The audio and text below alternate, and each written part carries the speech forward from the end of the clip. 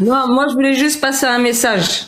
C'est tout. Ah, Ouais, passer un passer un message. message. C'est Je quoi? vous C'est un dis, bureau d'information parce que ici? je suis algérienne, hein, je suis algérienne. Et je Non, connais non, très, très bien les... madame, c'est pas un Non, bureau alors, d'information. si tu me coupes à chaque fois que je parle, on est dans on est l'autre, Madame, c'est tu viens de dire, affirmer que Allah, que l'islam honorait les femmes. Est-ce que tu peux me donner des exemples? C'est tout. Et je vais fermer ma gueule.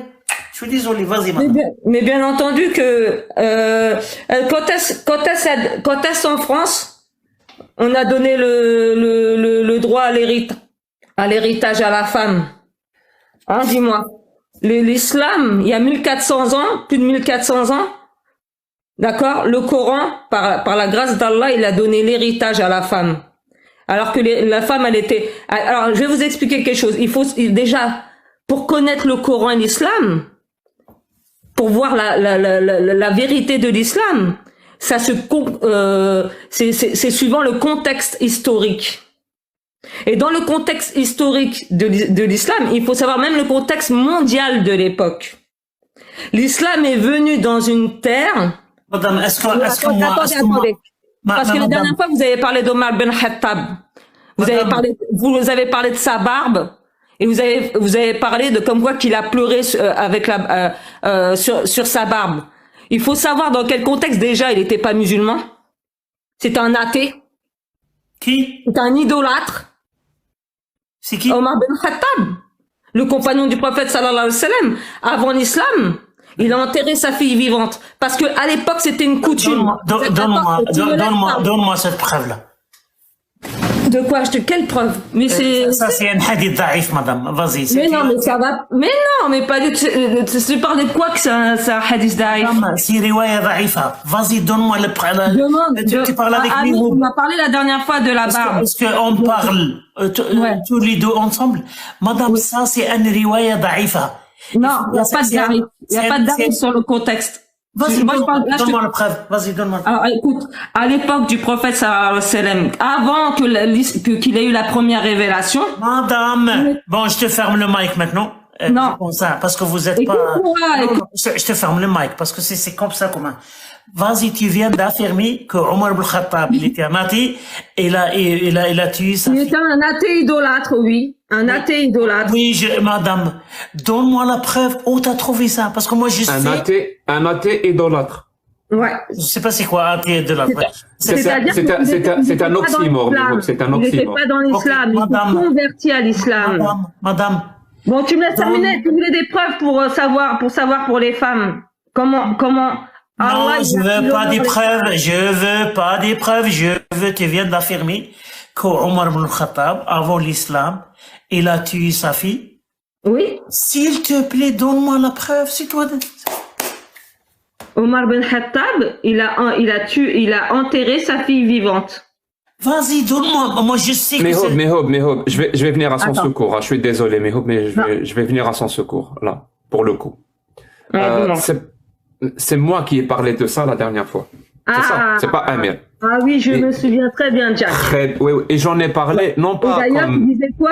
Laisse-moi finir ma phrase, s'il te plaît. Laisse-moi finir ma phrase et tu vas comprendre toute seule. J'en ai parlé parce que notre professeur nous l'a dit à l'école. Je sais que c'est riwaya da'ifa, je sais que ça n'a aucun sens, mais j'en ai parlé dans un contexte bien précis pour dire que dès l'école, on essaye de nous inculquer d'accepter la chose et son contraire comme étant vrai. Ça veut dire, depuis l'école, en utilisant la religion, on essaye de nous accepter que quand ça a un rapport avec la religion, tu dois violer la logique. Voilà. C'est pour ça que j'en ai parlé. J'ai dit que mon professeur nous a dit à l'école que Omar ibn Khattab était très humain dans son comportement. C'était un ange. La preuve, lui, il nous a donné cette preuve. La preuve, il a pleuré quand il a enterré sa fille vivante. Tu comprends l'absurdité du truc ou pas? C'est notre prof qui nous a raconté cette histoire. D'accord. Ça veut dire, pour nous donner la preuve qu'il est humain, ça veut dire qu'il aime son prochain, il a pleuré. Il a pleuré quand il a enterré sa fille vivante. Et tout le monde était là. Ah, il est tellement humain, ce Omar ibn Khattab. J'étais le seul à poser la question.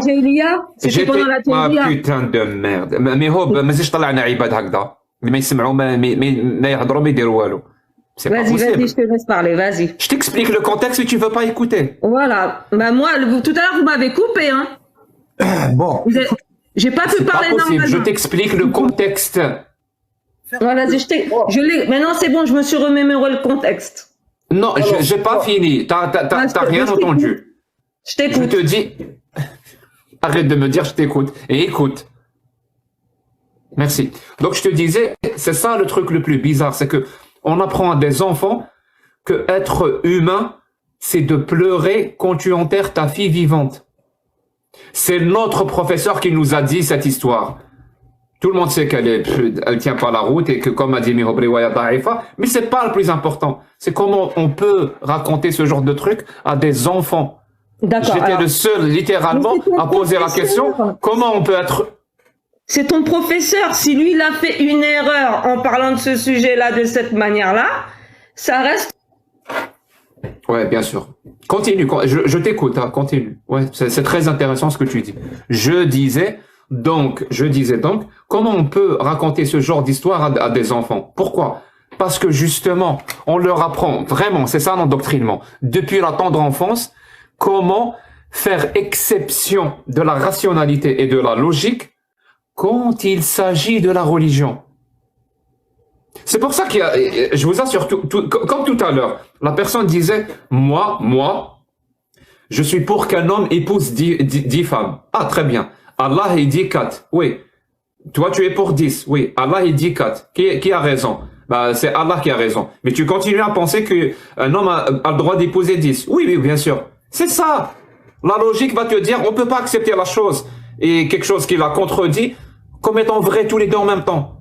Mais le problème, c'est qu'on fait toujours exception à la religion. Toujours. Et je vous assure, hein, ce qui m'intrigue, c'est que dans la vie de tous les jours, ils sont prêts à demander des preuves, ils sont prêts à exiger plein d'arguments rationnels et logiques quand tu leur affirmes quelque chose.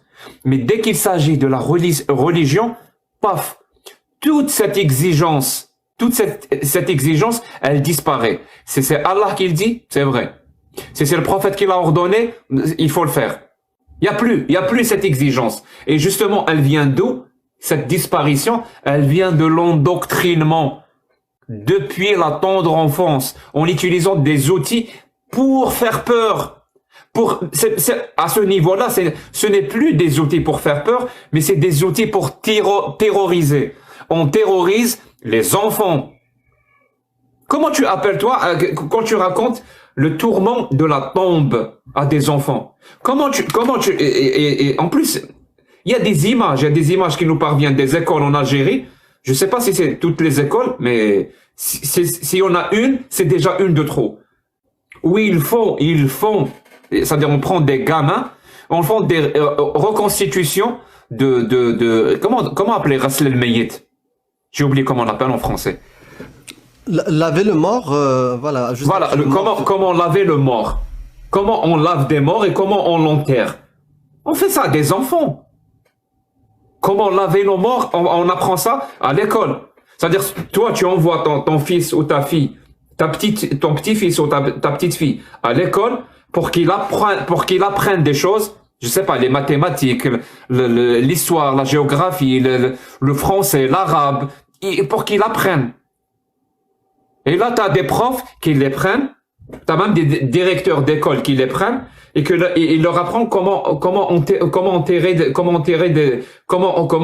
des gens, comment les laver. Et c'est l'une des personnes, l'un des élèves qui prend le rôle, du mort. On leur même construit des mini Kaaba et on leur apprend comment tourner autour. Comment faire la prière, c'est-à-dire les petits garçons en avant et les petites filles derrière. Et elles sont toutes voilées. Et on rabâche ça.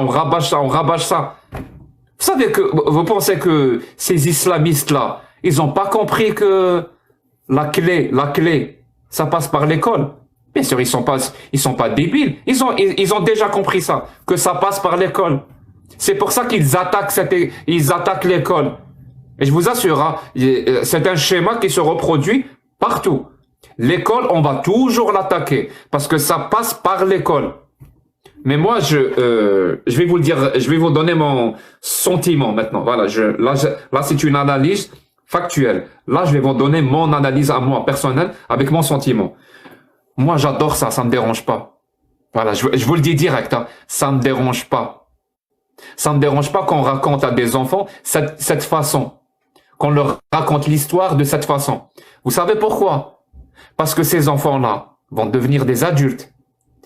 Et si le droit citoyen dont j'ai parlé tout à l'heure est appliqué, ces enfants-là, c'est-à-dire on les a pas formés à croire véritablement à leur religion. On leur a pas donné les outils rationnels et logiques de comment défendre leur religion. C'est-à-dire il suffit juste qu'un type banal comme moi utilise quelques concepts philosophiques, quelques concepts logiques, quelques textes, quelques tafsirs pour que toute leur croyance s'effondre. Je vous assure, hein, il suffit juste que des gens qui savent prennent leurs responsabilités. Mais si les gens qui savent ne prennent pas leurs responsabilités, ben là, c'est là où les problèmes commencent.